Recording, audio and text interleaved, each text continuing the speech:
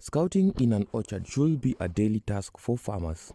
However, most of us injure our plants during pruning or defoliation without the knowledge that we are doing so.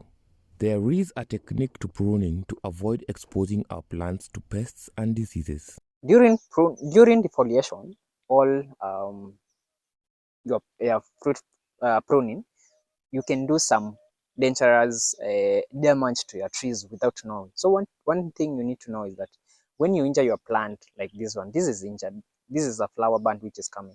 So when you injure it like this, you make it prone to diseases, pests and diseases, and mosquito diseases. So they come, get inside here, and then they go to the main stem, and then it can cause your plant to start dying off. Okay, so what you need to do is you need to cut the affected side, like in a slanting way, that way.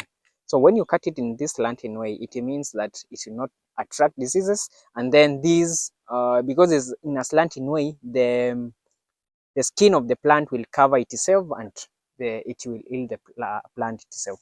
So you need to go on checking all the affected areas, and then you cut in them, all affected areas, and then you do that to all of them, so that you don't leave anyone which is prone to other the diseases.